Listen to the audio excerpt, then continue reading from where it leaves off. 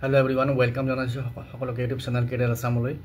আজিৰ এই ভিডিঅ'টিত আমি চাম আমাৰ ভাৰতৰ যি চৰাংচোৱা সংস্থা আছে এই চৰাংচোৱা সংস্থা ইন্টেলিজেন্স ব্যুৰোৰ পৰা ওলোৱা এটা ৰিক্ৰুটমেন্ট নটিফিকেশন আৰু এই যেটো ইন্টেলিজেন্স ব্যুৰো আছে অৰ্গানাইজেশ্যন এটো আমাৰ ভাৰত চৰকাৰৰ মিনিষ্ট্ৰি অফ হোম এফেয়াৰ্ছৰ আন্ডাৰত আহে গৃহ বিভাগৰ আন্ডাৰত আহে। তো ইয়াতে ভ্যাকেন্সিটোৰ নাম হৈছে বা পোষ্টৰ নাম হৈছে assistant central intelligence officer grade to executive examination 2025 আৰু এই পোষ্টৰ দৰমহা আৰম্ভণিতে 80,000 প্লাস হ'ব। গতিকে যি সকলে ইন্টাৰেস্টেড তেওঁলোকে এপ্লাই কৰিব পাৰিব আৰু জেনাৰেল চেন্ট্ৰেল সাৰ্ভিস গ্ৰুপ সি পোষ্ট আৰু ইয়াতে পে স্কেলটো ইয়াতে দিয়া আছে level 7 44,900 first initial basic pay তাৰ পিছত স্পেশাল সিকিউৰিটি এলাউন্স 20% থাকিব আৰু ক্যাশ কম্পেনসেশন থাকিব হলিডেজ ডিউটি কৰাৰ কাৰণে আৰু ভ্যাকেন্সি আছে total 3,717টা বহুত ভ্যাকেন্সি আছে আনৰিজাৰ্ভড আছে 1537টা EWS 442 তাৰ পিছত OBC 946 SC 566 আৰু ST 226 কোৱালিফিকেশন লাগিব graduation or equivalent from recognized university আৰু desirable qualification knowledge of computer নলেজটো লাগিব। গতিকে বাকিখিনি কথা আলোচনা কৰিম। আশা কৰিছো ভিডিওটো সকলোকে চাব, যিসকলে চেনেলটো নতুনকৈ আছে সাবস্ক্ৰাইব কৰি ল'ব আৰু ভিডিওটো শ্বেয়াৰ কৰি দিব ফ্ৰেণ্ডৰ মাজত।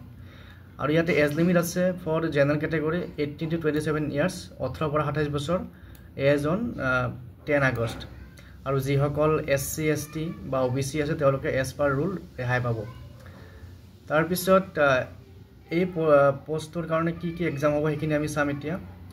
তো ইয়াতে স্কিম অফ এক্সামিনেশন দিয়া আছে ইয়াতে টায়ার 1 এক্সাম প্ৰথমতে টায়াৰ 1 এক্সামটো হ'ব ফাৰ্স্ট পেজত প্ৰথম পৰ্যায়ত। তো ইয়াতে 100টা 100 অবজেক্টিভ টাইপ কোৱেশ্চন থাকিব MCQ আৰু ইয়াত কি কি থাকিব current affairs general studies numerical aptitude reasoning logical aptitude English টাইমটো থাকিব 1 আৱাৰ আৰু মাৰ্কস 100 মাৰ্ক। তাৰ পিছত নেগেটিভ মাৰ্কিং থাকিব 1/4 মাৰ্ক ফৰ ইটস ৰং আনসাৰ।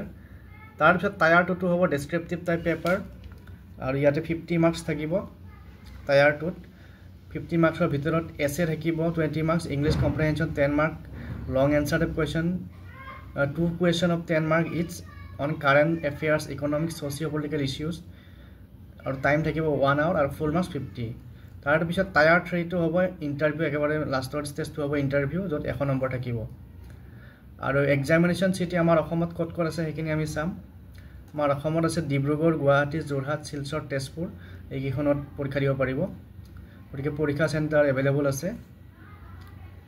তাৰ পিছত সিলেকশন অফ দা ক্যান্ডিডেট ইয়াতে দিয়া আছে, আপোনালোকক মই এডভাৰটাইজমেন্টৰ লিংকটো দিম, তাতে ক্লিক কৰি পেলাই এইবিলাক চাব পাৰিব।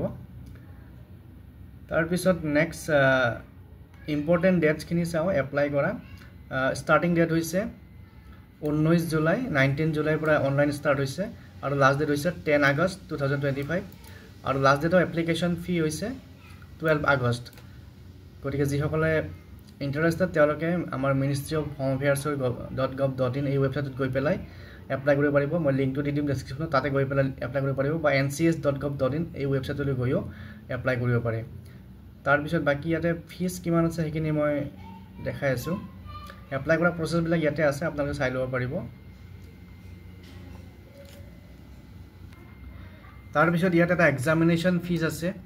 এক্সামিনেশন ফিজটো হৈছে 100 টকা কিন্তু তাৰ লগত এটা ৰিক্ৰুটমেন্ট প্ৰসেসিং চাৰ্জ আহিব 550 रुपीसৰ আৰু ইয়াতে অল ক্যান্ডিডেটস 550 रुपीस দিব লাগিব সকলোৱে।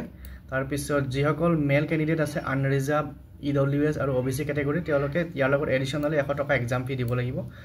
গতিকে টোটাল আনৰিজাৰ্ভ EWS আৰু OBC কাৰণে হ'ব 650 আৰু বাকি SC ST আৰু ফিমেল তেওঁলোকৰ কাৰণে হ'ব 550 অৰ্থাৎ 100 টকা এক্সামিনেশন ফিজ তেওঁলোকে দিব নালাগে। গতিকে ইয়াতে অনলাইন পেমেন্টৰ অপচন আছে। গতিকে যিসকলে ইন্টাৰেস্টেড যিসকলে প্ৰিপাৰেচন কৰি আছে বিভিন্ন জব এক্সামৰ কাৰণে তেওঁলোকে দিব পাৰিব আৰু বাকি গোটেইখিনি কথা ইয়াতে আপোনালোকে এডভাৰটাইজমেন্টত গম পাব। মই লিংকটো দি দিম, তাতে চাই পেলাই ক্লিক কৰি পেলাই চাব পাৰিব। তো আজিৰ এই ভিডিঅ'টিত এইটো এডভাৰটাইজমেন্ট শ্বেয়াৰ কৰিলো। আশা কৰিছো আপোনালোক সকলোৱে পৰীক্ষাটো দিব কাৰণ ভ্যাকেন্সি বহুত আছে আৰু লাষ্ট ইয়াৰ ওলাইছে মনত নাই, এইবাৰ ভালেখিনি পোষ্ট ওলাইছে। তো পুনৰ লগ পাম নেক্সট ভিডিঅ'ত। Thank U.